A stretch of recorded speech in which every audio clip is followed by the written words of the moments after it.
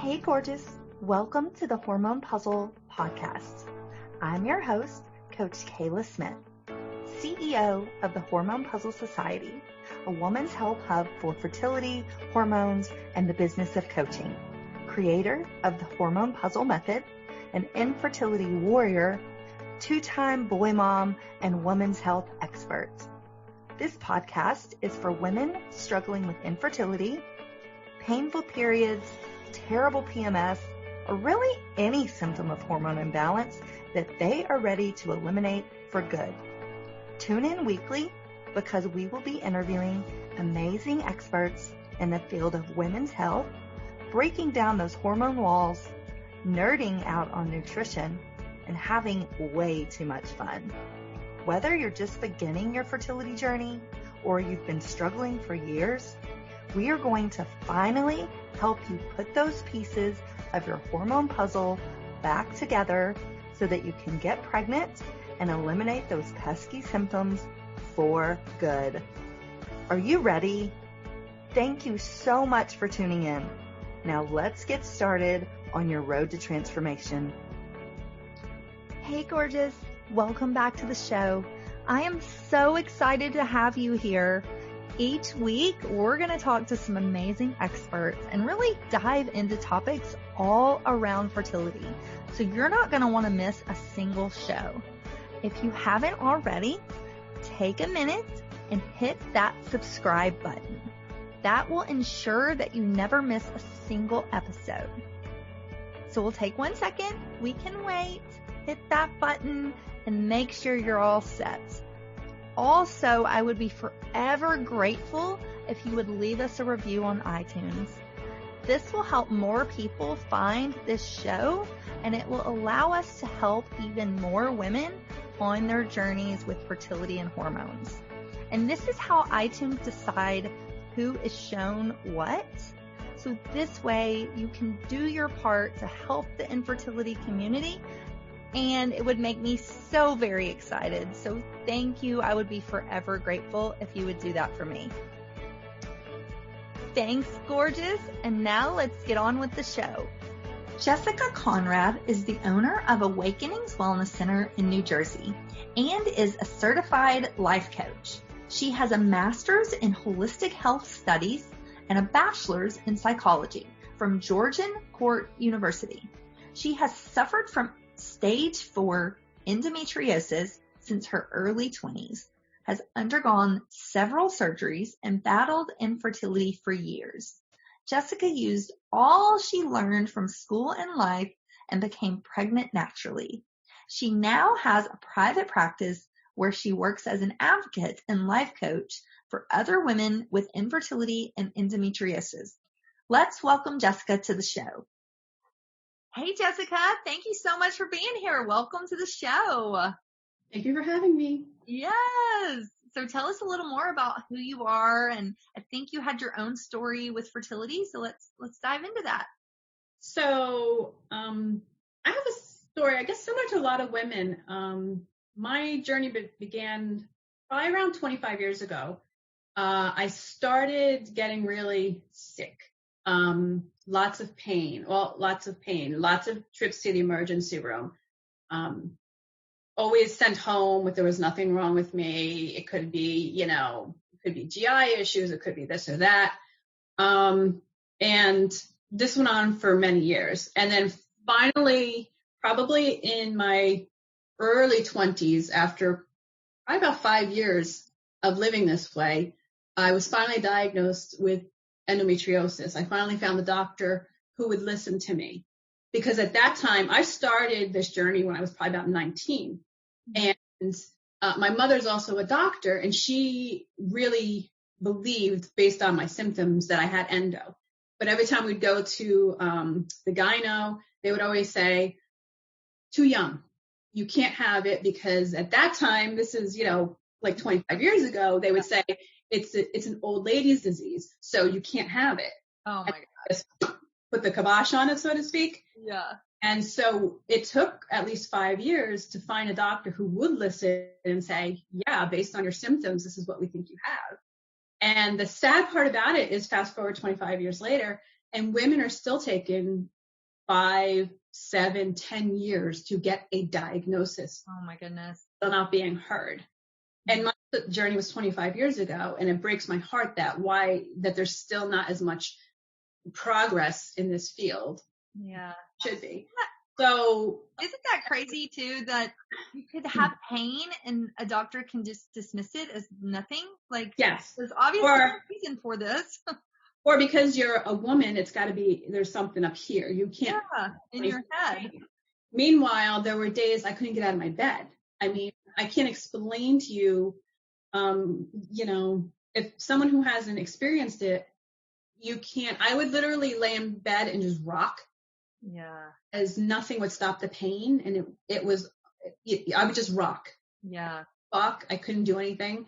I prayed that I would pass out, because I thought if I passed out that I wouldn't have to feel the pain anymore. Oh my goodness. Lay and rock in my bed. So from that experience, the other fun things that can come along with endo is infertility. Yes. So that's where my journey from endo came in, is looped right in from endo right into dealing with infertility. Mm-hmm. So it took about 10 years battling infertility and advocating for myself. But, you know, luckily, with a lot of diet changes and all lifestyle changes, mm-hmm. and change in mindset, I was able to conceive. And now I have my amazing, crazy little maniac 8-year-old, you know. Oh, yay. So, I love hearing stories like that. So that's, you know, that's just, of course, there's a lot more to the story, but that's just like we're saying in a nutshell. Yeah. Yeah. Oh my goodness. And bless you for everything that you've gone through. That I can't imagine. It just sounds incredibly painful, and I mean, just disrupts your whole life. So yeah. And they just recently added endometriosis to the list of the top 20 most painful illnesses you can have. Oh my goodness. Wow. So it cracked the list. Yeah, that's crazy. It's not in our heads. Right. No, I never thought it was, but yeah, I'm glad that the professional community is seeing that as well. So yeah. Well, tell me a little more about what is endometriosis for those who don't know. So a lot of women have probably heard it, just a friend or in passing. But what it is for some reason, and the other issue is there's not enough research into it yet to tell us definitively what the cause is. So it's hard to treat something that you don't even know what is causing it, what the underlying, you know. There's lots of theories, and it could be this, it could be that, it could be genetic, it could be, you know. But what happens is the endometrial tissue that's inside of the uterus. Now, usually when we menstruate, the endometrial lining comes out. Mm-hmm. But for some reason, when you have endometriosis, that endometrial lining kind of comes out. So you get this endometrial tissue that grows on the outside of the uterus, the inside.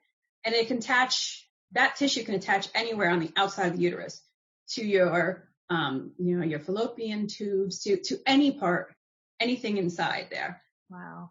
And the interesting thing is it still acts as endometrial tissue. So it still goes through your cycle. Okay. So when it's time for your menstruation, it has done the whole cycle. So it has thickened and done everything your endometrial tissue is supposed to do, but on the outside. Oh my goodness. So when you menstruate and usually it comes all out, it also does that inside, but not in your uterus. So it sheds outside the uterus, your system, and it can attach to anywhere because there's no way for it to come out. Oh my goodness. So you get these, you get adhesions, you get scarring. Sometimes you can get your organs to stick together because there's all this tissue.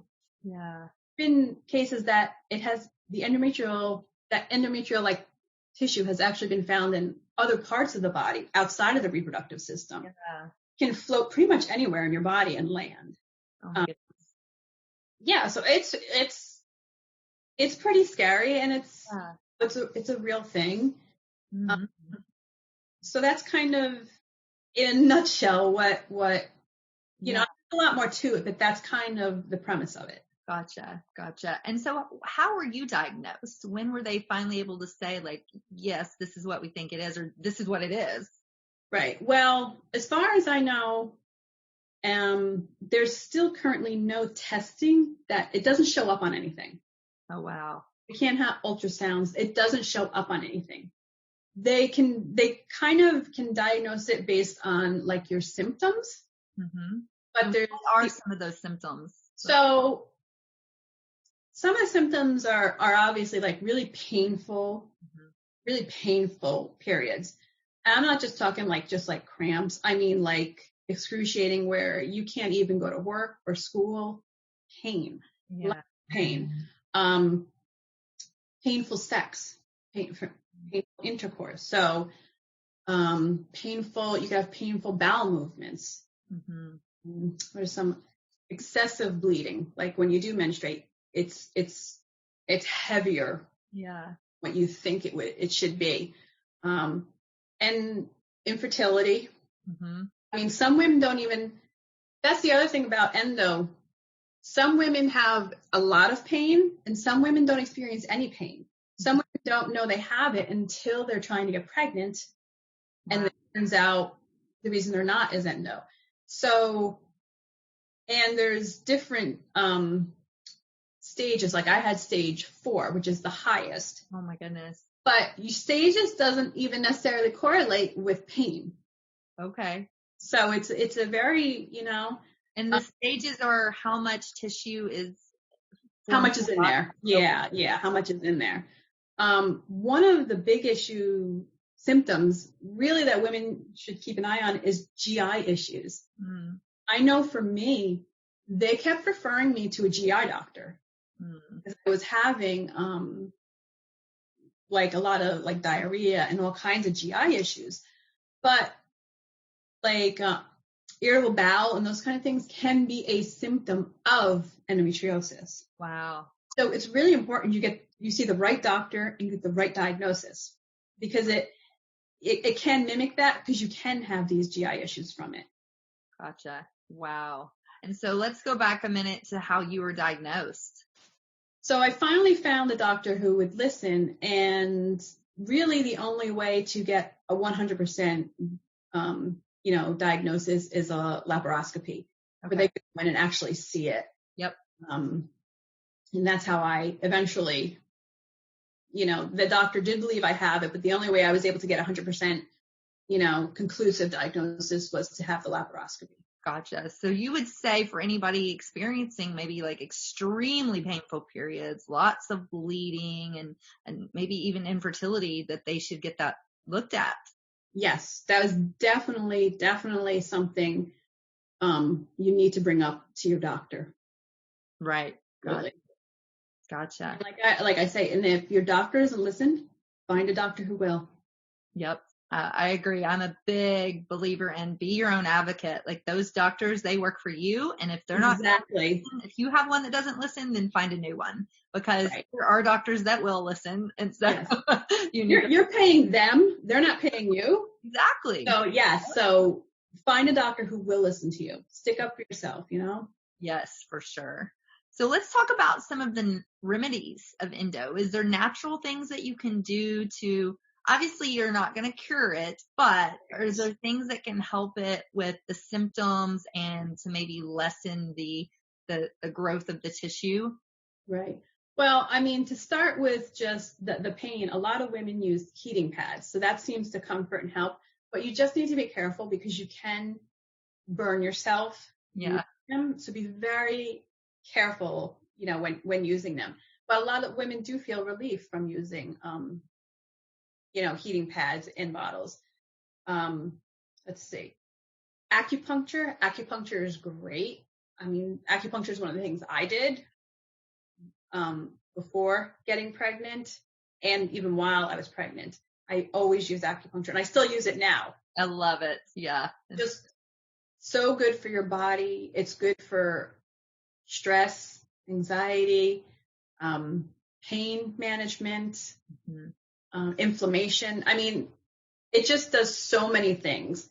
So acupuncture, I think, is really a vital part because There's also so much, when you're going through infertility or battling things like endo, the stressing and anxiety can be overwhelming. And this is something that really can help reduce that, An anti-inflammatory diet, you probably suggest, Yes. It's so important to incorporate, anti-inflammatory foods. You would know things like green leafy vegetables and broccoli and blueberries and so many things. Also, turmeric. Turmeric is wonderful, an anti-inflammatory, and you can take it as a tea. There's capsules. Exercise. If you're not currently exercising, a light exercise routine. Nobody's saying you have to work out vigorously for hours a day. That's actually the opposite effect it has on your body. But a light walking, a half hour a day, because as we've seen, exercise helps relieve endorphins, right, the hormone, which is also a natural pain reliever. Mm-hmm. So incorporating exercise into your diet. And I know it sounds counterintuitive because when you're in all this pain, it's like the last thing you want to do is exercise. Really, it's so important for health all around and to help with the pain management and the mental part of exercising too. Yes. With the stress and anxiety of dealing with it. Very important. And of course, when we talk about diet, the inflammatory foods, we have to stay away from processed foods, sugars, caffeine. I know it's like all the fun stuff. Right. But, sometimes you have to make that decision. Do you want to feel better or, and nobody's saying, you have to go cold turkey, but try start to eliminate these things from your diet, because that will also help with the inflammation. And a big part of endo and the pain is caused by the inflammation. Yep. So anything you can do to help alleviate, your inflammation and alcohol. Yeah. But yeah. And I find too, and I'm sure you experience this in your practice, but there's so many things that you can replace for these foods that are maybe not just as good, but maybe just as good. And as you begin to eat this way, it's going to be like you're not going to want these other foods because you're going to feel so amazing. You're going to be free and all of that. Yeah, when you start feeling better mentally, physically, emotionally, you're not going to want to revert back to that because the 5 minutes of maybe pleasure you get from eating something that's going to hurt your body doesn't equal able to go out and socialize and go to work and just feel good. Hey y'all, it's Coach Kayla here. I hope you are loving this episode as much as I am. We will be back in just a minute, but first, a word from our sponsors. Hey love, I am so excited about our latest project at the Hormone P.U.Z.Z.L.E Society, the Hormone P.U.Z.Z.L Membership Club. This membership club aims to empower and educate all the women struggling with infertility, and it teaches you how you can get pregnant and balance your hormones using a step-by-step process of the Hormone P.U.Z.Z.L method and cycle syncing. It's also a community where you can get real-time support for all your important questions on infertility, hormones, holistic living, and connect with your infertility and cycle sisters and have synthetic ears for letting out all your frustrations. You're not alone on this journey. We have your back. So head on over to coachkayla.com/membership to join today. Thanks, guys. There's also something called, it's a pelvic massage. Yeah. And that helps with the break up the inflammation in there too. Yeah. I actually did a blog post about that recently. There's a couple of doctors. I can't remember where they're from, but they've I can't think of what the name of it is, but they've labeled this massage as like, it's supposed to help break up that scar tissue, and that, I think it helps with fibroids. It helps with endo. So yeah, that can be really beneficial. Yeah. I mean, it's worth trying, anything is worth trying. And if it's not these things are not going to cause you harm, experiment, try. And like I always say to clients, you know you best. So you have to do what works best for you and what you're going to keep up with and maintain. These are just suggestions, but it's really up to you to do the work and find out what is going to work best for you. Yep. I 100% agree. Yes. So let's go back and talk more about, you were finally able to have a baby. That's amazing. You have a little 8-year-old. So what do you think was maybe 1 or 2 things that made the biggest difference in your ability to fight the infertility, kind of manage the endo, and get pregnant? For me, well, the lifestyle change, obviously. The things that I'm suggesting is because these are things that work for me. Mm-hmm. They might not work for everybody because we're all different, but these are just some of the things that I incorporated. So definitely the exercise routine. I definitely did that. The diet, changing the diet, what I ate, what I didn't eat, what was anti-inflammatory. I incorporated what was inflammatory, and really one of the biggest changes was my mindset. Mm. I had to have this pivotal moment where, one day I just kind of broke down. I fell on the floor and I broke down and cried. And I let myself do it. And then I picked myself back up and I said, I can't live this way anymore, because I had gotten to the point, and I think a lot of women do, when you're trying to get pregnant, it's all you think about. Mm-hmm. This is your entire day. You wake up thinking about it. You live your day thinking about it. You go to bed thinking about it. It's like having blinders on, where it's all you see and all you think about. Yep. And that may sound crazy to a person or a woman not going through it, but it's very real. It's very real. Mm-hmm. And you kind of get obsessed with it. So I had to have this moment of realization where I said, enough. I can't live this way anymore. If it's meant to be, it will be. Mm-hmm. Well, my husband and I chose not to move forward with IVF or anything. But that's just my decision. Everybody makes their own based on what works best for them. This is something we had talked about and decided for us. So we decided if it was meant to be, it would.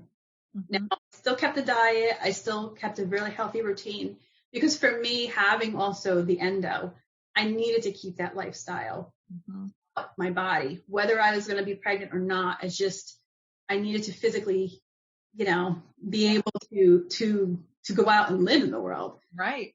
So I kept this lifestyle, and we ended up, I got pregnant. I did lose that one very, very early on.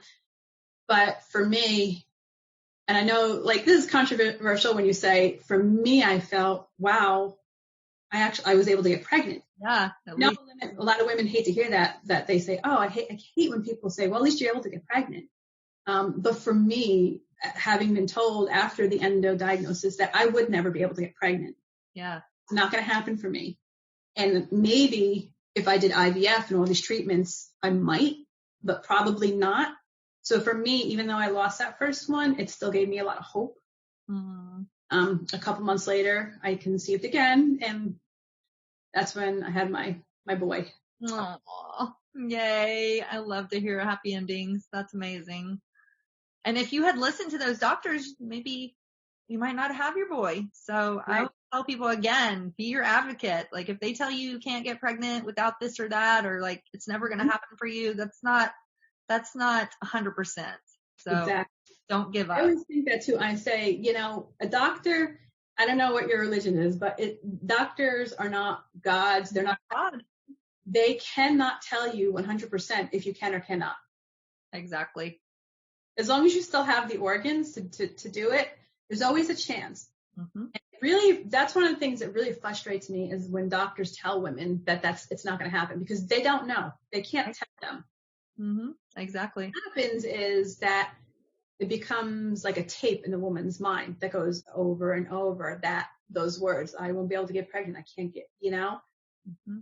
and it really affects the ability to get pregnant because you have this tape constantly playing in your head. So mindset piece. So angry.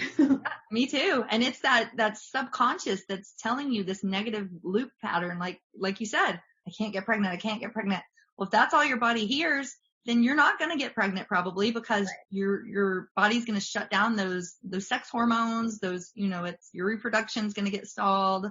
Mm-hmm. So yeah, I'm a big fan of mindset. I think, and obviously it's hard to be like positive, poly of course. but try to have that positive mindset and no, I can get pregnant. And this is what I'm doing to move towards that goal.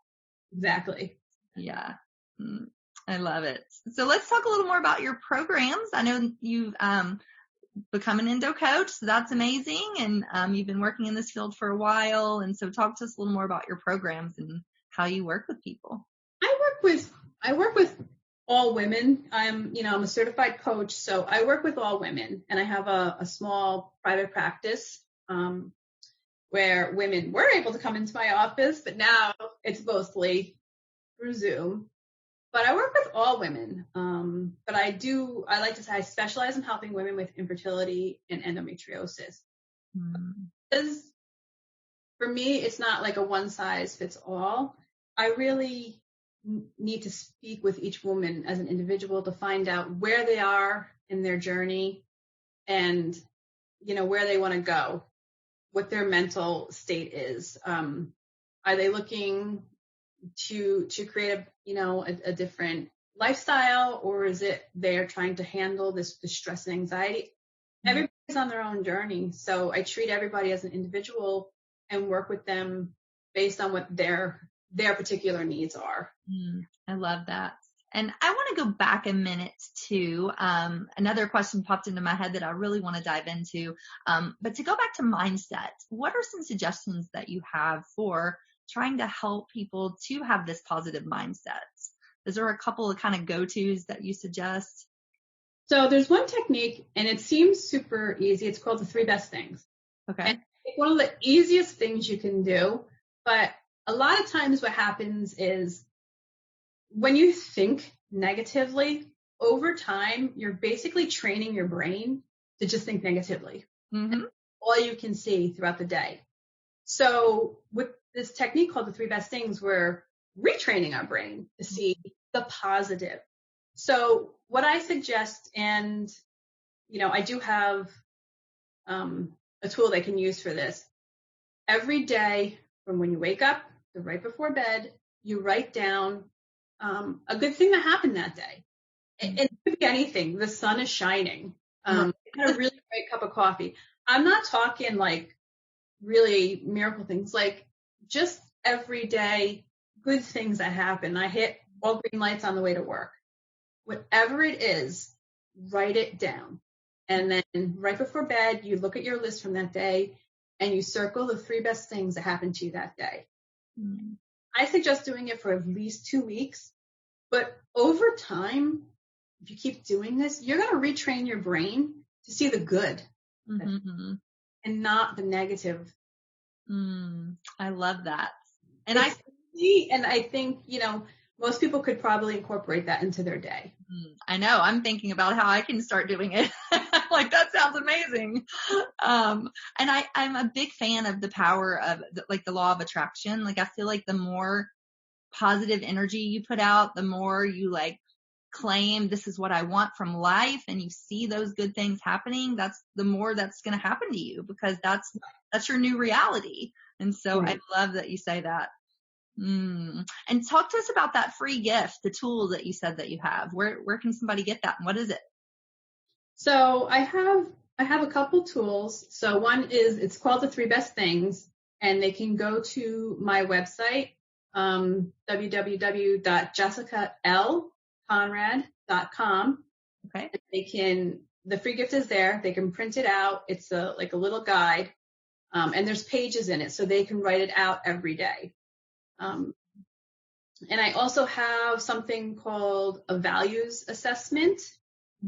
or they can print that out too. And that, a lot of times, another thing I work with clients is sometimes you feel something is off with yourself, but you can't quite put your finger on it. There's nothing exactly terrible happening. You just don't feel right.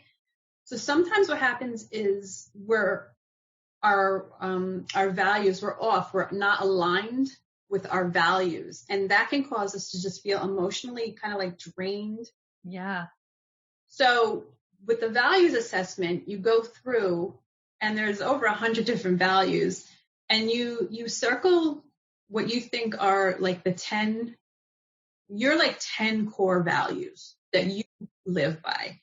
And you write those out and you kind of review them.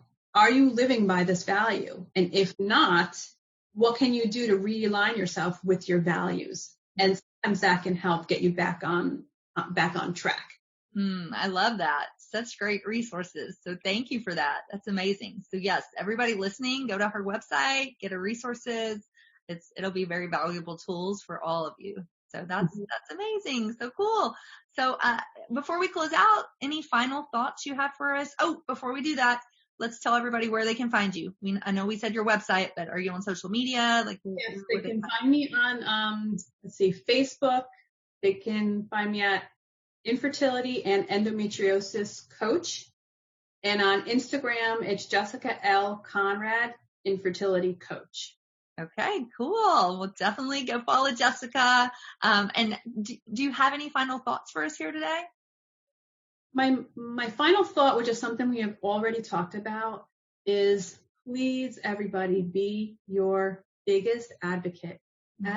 Advocate. Because I know a lot of times we can go to the doctors and this and that, and we know our truth. We know how we're feeling. Like I said, nobody knows your body better than you do. Nobody can tell you what you're feeling and not feeling. Mm-hmm. You're telling somebody, a professional, how you're feeling, and they're not listening, find somebody else. Mm-hmm. We need to stand up for ourselves because nobody else is going to do it.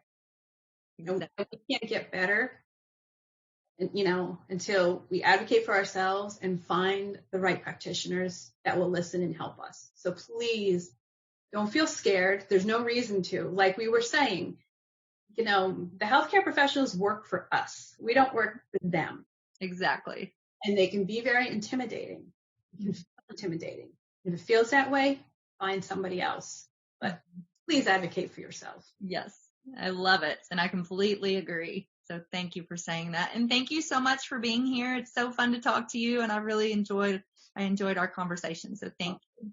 Thank you for having me on. And thank you for letting me speak about something as important as endo, because we really need to get the word out and educate women so they have the knowledge when they go to see, their doctors. They have all this knowledge behind them. Yes, I love it. Well, thanks again. And thank you everybody for listening to the Hormone P.U.Z.Z.L Podcast. Until next time, I will see you on the next show. So bye for now. Hey, hang on just 1 second before you go. I want to make sure that you are aware of all of the amazing free resources that I have for you on my website at CoachKayla.com. From a fertility meal plan, a cycle syncing quick start guide, a holistic healing cookbook, as well as master classes, blog posts by me and some amazing experts in the fields of fertility, hormones, and nutrition. So many wonderful resources that will help you on your journey. And I wish there had been something like this when I was going through my 2 years of infertility, but there just wasn't. And so that's why I decided to create all of this for you. So make sure that you go and check it out and you take advantage of this plethora of support that I have provided for you. And spoiler alert, these were some of the same tricks and the same foods that I used to get myself pregnant, not once, but twice, even after my doctors said that I couldn't. So I know that these things work. Make sure you take advantage of that. And I cannot wait for you to be my next success story. So thanks, love. See you soon. Thanks for tuning in today to the Hormone P.U.Z.Z.L Podcast. Check out the show notes for today's episode at CoachKayla.com. If you like what you hear, please subscribe and leave a review. Thanks for hanging out with me, and I'll see you next week.